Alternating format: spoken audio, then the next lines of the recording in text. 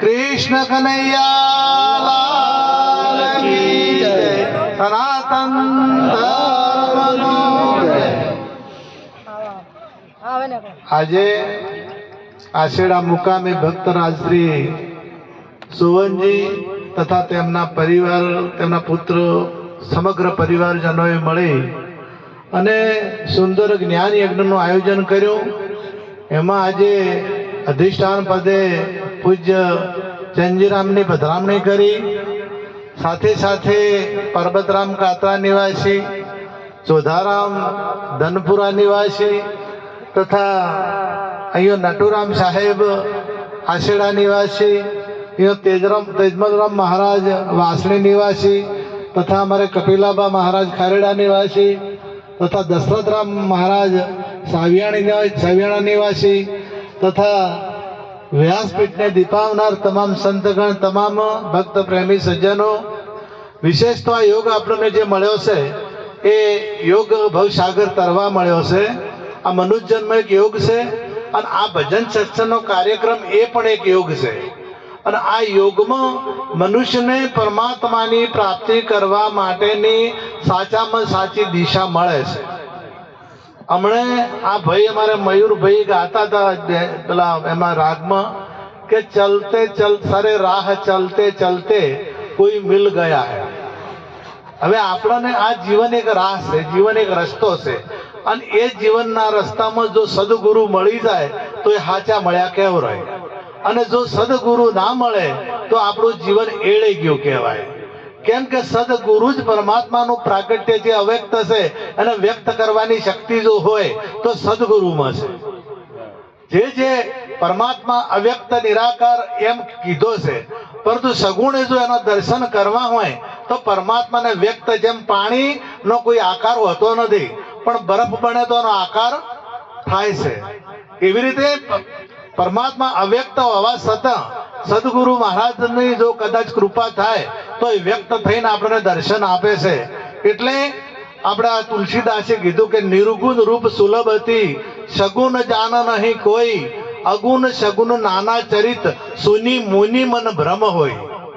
કે નિર્ગુણ રૂપ તો હાવ હોલ્યું છે પૂજવું, કારણ કે એને કોઈ કરવા પણ આવતું નથી. એને નથી માળા પહેરાવી પડતી, કે એને નથી જમાડવા પડતા, કે એને કોઈ વિધિ કરવી પડતી, કારણ કે એનો કોઈ આકાર જ નથી, એટલે એને કોઈ કરવા પણ નથી. એટલે નિર્ગુણ રૂપ સુલભ હતી, નિર્ગુણ રૂપ હોલ્યું છે. પણ જે સગુણ છે, નિર્ગુણ રૂપ સુલભ હતી, સગુણ જાન નહીં કોઈ, સગુણ કે કોક જ જાણે છે.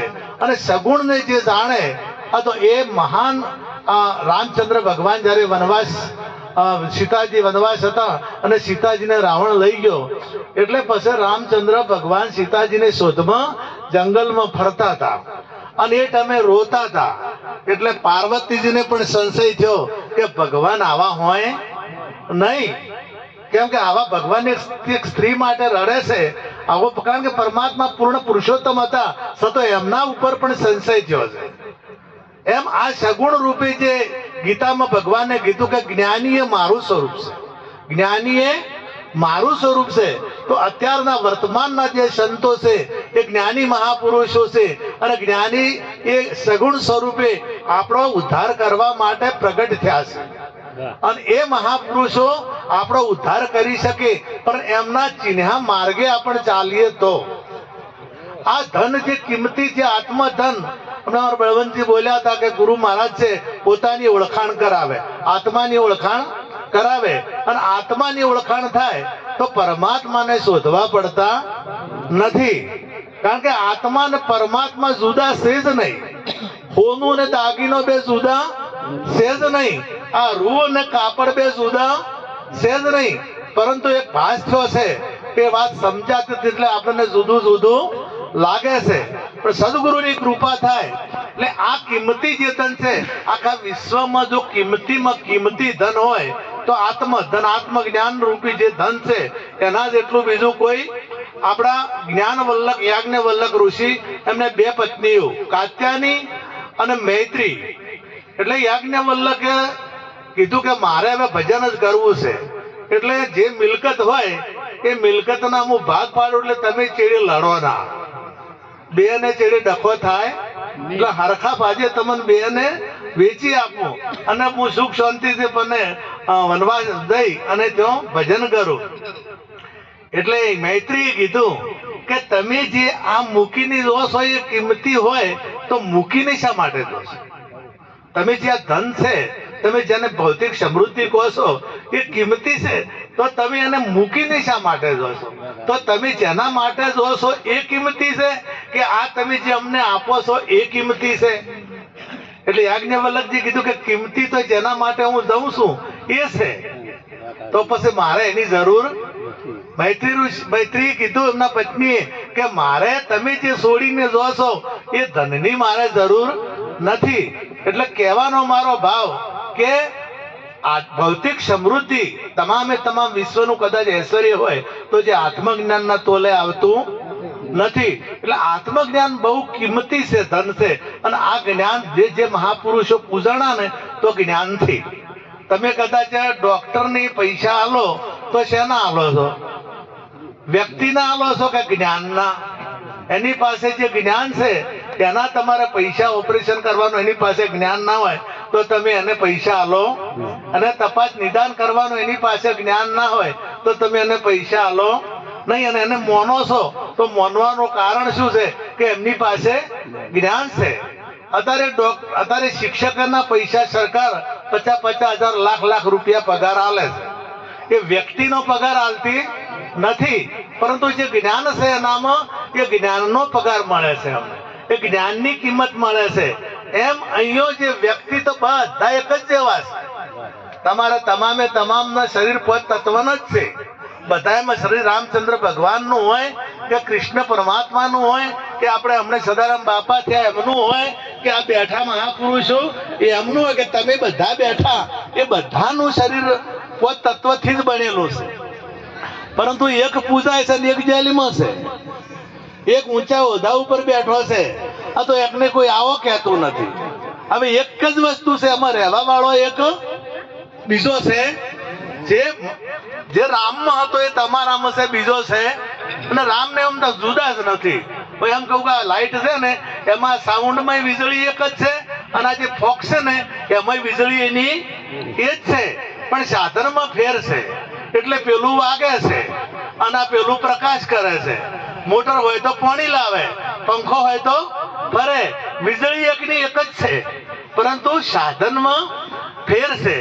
એમ અહીંયા તમામે તમામ શરીરો જે છે એ બધા એક જ વસ્તુના બનેલા છે. એમાં રહેવા વાળો એક જ છે, પરંતુ જેવું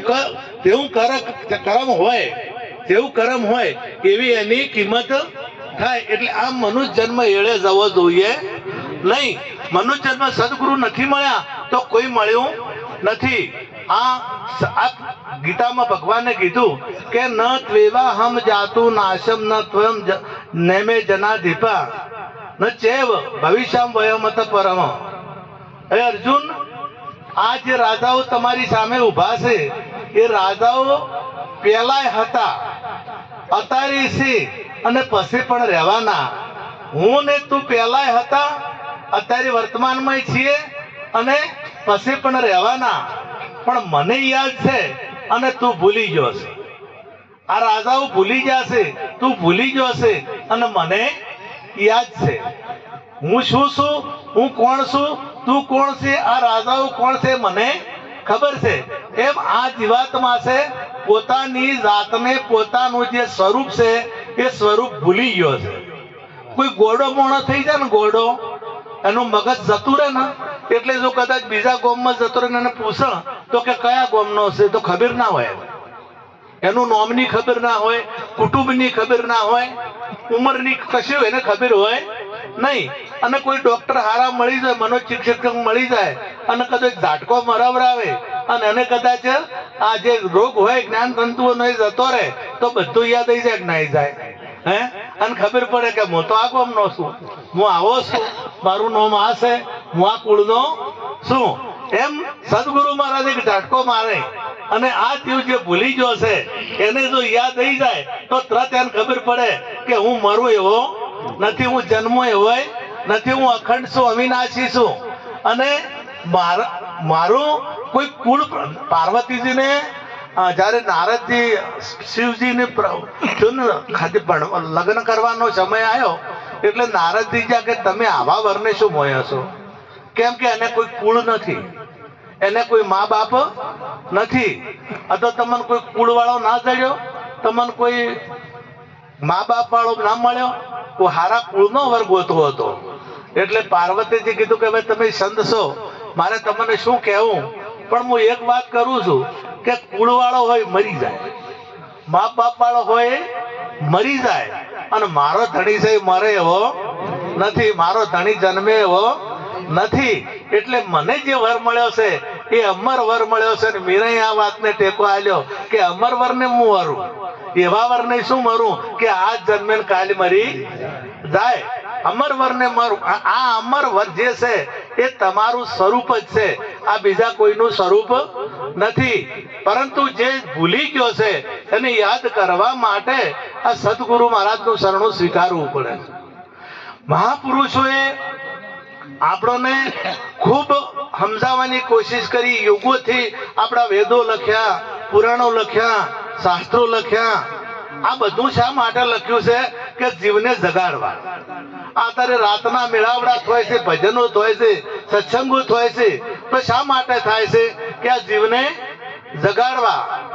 અને ભગવાનનું ચતુર્ભુજ રૂપ છે ને, એ ચતુર્ભુજ રૂપમાં એક શંખ, એક હાથમાં શંખ હોય છે. એ શંખનો મતલબ એ થાય કે જીવને જગાડવાની જેનામાં શક્તિ છે. એટલે સંતમાં ચતુર્ભુજ રૂપી સંતો છે. ચારે ચાર હાથ એમને દેખો એવા નહીં રહે, પણ ચારે ચાર હાથ એમનામાં જે ચાર હાથની જે પરમાત્માની શક્તિ છે એ સંતમાં એની એ શક્તિ અને જીવની જગાડવાની શક્તિ જેનામાં હોય એ શંખ વગાડે તો જીવ જાગે. કૃષ્ણ પરમાત્મા મોરલી વગાડતા તો ગોપીઓ દોડી દોડીને આવતી. એમ આ પરમાત્મા આ સંત મહાપુરુષો પણ મોરલી વગાડે તો દોડી દોડીને સંત ભક્તો આવે છે. ભક્તનો અર્થ ગોપી પણ થાય, સખી પણ થાય, સાહેલી પણ થાય. હવે આ જે વચને વરે છે એને આ સીધે સીધી વાત સમજાય છે. વચને વરતા નથી અને આ વાત સમજાતી નથી. અરે ઘણા ભક્તો ઘણા બધા કહેતા હોય છે કે અમને યાદ નહીં રહેતું, કોઈ વળી કેમ કે ભજન યાદ રહેતા નથી, કોઈને સત્સંગ કરો તો યાદ રહેતો નથી. એમ એક ભાઈને ભજનમાં રોજ જાય એટલે એમને ઘેરથી પૂછું કે તમે જોશો એટલે શું હોય છે અહીંયા? કે સરસ સરસ વાણીઓ ગવાય છે, સરસ સરસ સાખીઓ ગવાય છે, સરસ સરસ રામની વાતો થાય છે, કૃષ્ણની વાતો થાય છે, સંતોની વાતો થાય છે. એટલે કયા સંતની વાત કરી કે તમને યાદ છે કે ના? તો રામની શું વાત કરી કે તમને યાદ છે કે ના? તો કૃષ્ણની શું વાત કરી કે તમને યાદ છે કે ના? તાર કે સાખી કઈ ગવણી યાદ છે કે ના? એ નથી ખબર. તો કે ભજન કયું ગવાણું એ તો ખબર હશે ને કે ના? એ ખબર નથી. તો શું કામ જોશો? કશું યાદ રહેતું નથી તો શું કામ જો? તમારે ગુરુ પાસે આવવું છે. એટલે ગુરુ પાસે જ્યાં બીજા દાડે એમના પેટની. એટલે ગુરુ મહારાજને કીધું કે તમે હું એને શું શીખવાડો છો? કશું યાદ તો રહેતું નથી. રોજ તમારા પાસે ભજનમાં આવે છે અને કશું યાદ રહેતું નથી. એટલે ગુરુ મહારાજે કીધું કે પેલું સોણ વાળું તગારું છે ને, ફળ વાળું, એ લઈ આવો. ગારા વાળું છે, સોણ વાળું છે અને ફોડા પડેલા, તગારું લાવ્યું. એટલે કીધું અમે પાણી લઈ આવો. એટલે પાણી ભર્યું તો ખરા, પણ એટલે આવતા આવતા બધું ફોડામાંથી નીકળી ગયું. ફેર બીજી વખત કીધું ભરી આવો. એટલે બીજી વખત ભરવા જાય એટલે ફરી પાણી નીકળી ગયું. ત્રીજી વખત ભરવા જાય એટલે પાણીએ નીકળી ગયું, ગારો નીકળી ગયો, સોણે નીકળી ગયું. બધું તગારું ચોખ્ખું થઈ ગયું. એટલે બહેનને કીધું કે આમાં કોઈ મેલ રહ્યો હોય કે ના? તો પહેલો કેટલો હતો કે પહેલો તો સોણ વાળું હતું, ગારો હતો. કે હવે કેવું થઈ ગયું કે ચોખ્ખું ચણા તો ભલે તારા ધણી યાદ ના રહેતો પણ ચોખ્ખો કર્યો છે. અને જેને યાદ છો ના રહેતું પણ એને ચોખ્ખો કર્યો છે. એમ હું કદાચ યાદ ના રહેતું હોય ને તો ચોખાતા સંતો કરે છે ને કરે છે. એટલે ભજનમાં આવવાથી કદી ભલે તમને યાદ રહે કે ના રહે, કદાચ સાખીએ ના યાદ રહે, ભજન યાદ ના રહે, ભલે યાદ ના રહે, પણ તમને તો આપણે કદાચ કોઈ વસ્તુ છે ને, કોઈ આપણે બીજા રાજ્યમાં જાને આઈટમ બનાવીને આપણને ખવડાય. હવે એ આઈટમનું નામ આપણને આવડતું નથી, પણ હવાજ વિહરે. હવાજ જે તમે ખાધું છે એનો સ્વાદ કોઈ દાડો વિહરે નહીં.